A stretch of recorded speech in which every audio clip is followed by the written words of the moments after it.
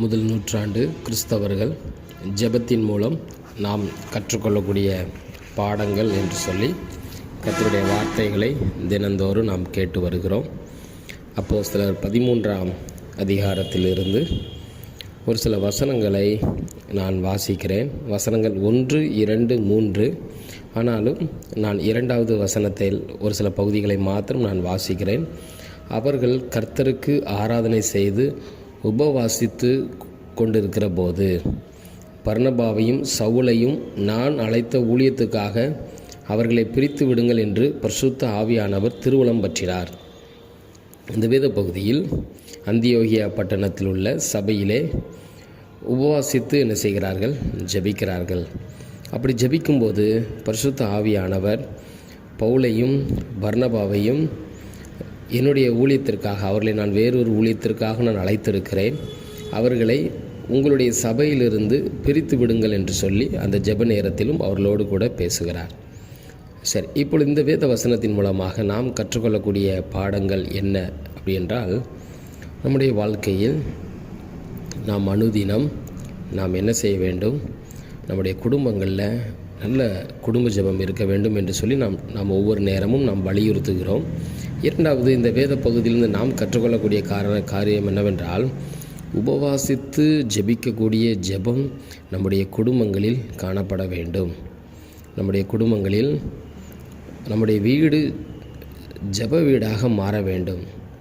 காரணம், எப்பொழுது நம்முடைய வீடுகளில் ஜெபம் இருக்கிறதோ, எப்பொழுது நம்முடைய வீடுகளில் நல்ல உபவாச ஜெபம் இருக்கிறதோ, அப்பொழுதுதான் கர்த்தர் தருகிற நன்மைகளை நாம் பெற்றுக்கொள்ள முடியும்.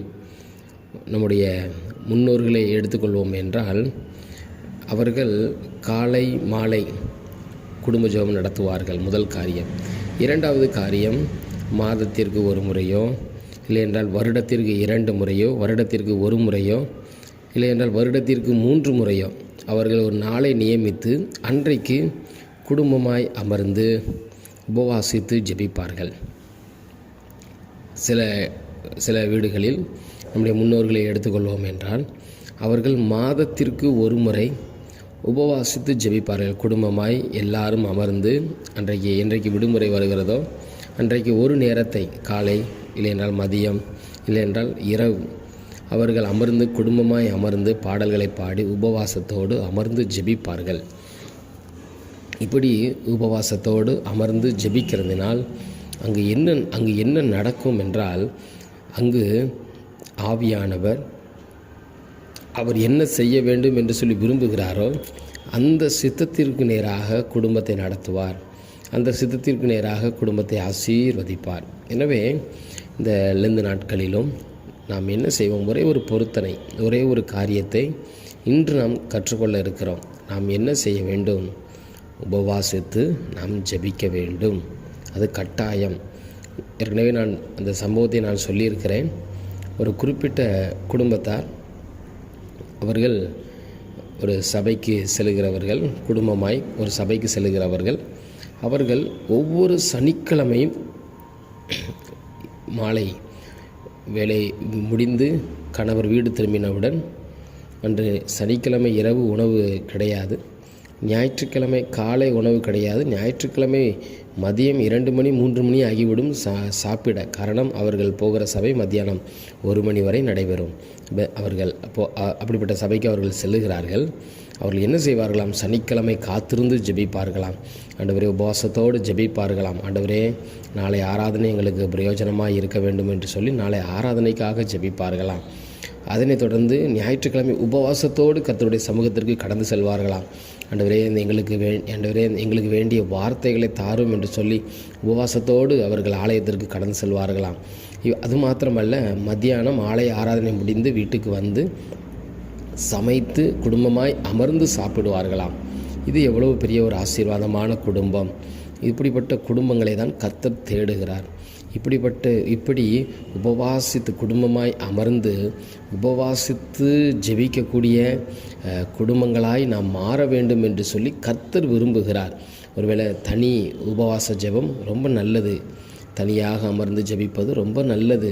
குடும்பத்திற்காக நாம் தனிப்பட்ட முறையில் ஜெபிக்கலாம். ஆனால் குடும்பமாய் நாம் கட்டாயப்படுத்தி நம்முடைய பிள்ளைகளுக்கு இந்த காரியங்களை கட்டாயமாய் நாம் சொல்லிக் கொடுத்து நாம் குடும்பமாய் அமர்ந்து நாம் ஜெபிக்கும்போது இன்னும் ஆண்டவர் என்ன செய்வார் என்றால் பெரிய காரியங்களை செய்வார். எனவே அப்போஸ்தலர் 13ஆம் அதிகாரம் முதல் 3 வசனங்களின் மூலம் நாம் கற்றுக்கொள்ளக்கூடிய பாடம் என்னவென்றால், நாம் குடும்பமாய் அமர்ந்து உபவாசித்து ஜெபிக்க வேண்டும். அந்தியோகியா பட்டணத்தில் ஊழியர்கள் ஒரு குடும்பம், ஒரு சிறு குடும்பம். அவர்கள் ஒருவேளை வேறு மனிதர்களாக இருக்கலாம், வேறு குடும்பத்தை சார்ந்தவர்களாக இருக்கலாம். அவர்கள் கூடி உபவாசித்து ஜெபித்தவர்கள் அனைவரும் ஊழியர்கள். அவர்கள் ஒரு குடும்பமாய், குடும்பமாய் அமர்ந்து உபவாசித்து ஜெபிக்கிறார்கள். நாமும் குடும்பமாய் அமர்ந்து உபவாசித்து உபவாசித்து ஜெபிக்க நாம் பக்குவப்படுவோம். கர்த்தர் நம்முடைய வாழ்க்கையிலும் கர்த்தர் தம்முடைய சித்தத்தை நிறைவேற்றுவாராக. முதல் நூற்றாண்டு கிறிஸ்தவர்கள் உபவாசித்து ஜெபித்தார்கள். நாமும் குடும்பமாய் உபவாசித்து நாம் ஜெபிப்போம். கர்த்தரிடத்திலிருந்து நன்மைகளையும் ஆசீர்வாதங்களையும் பெற்றுக்கொள்வோம். Thank you. May God bless you.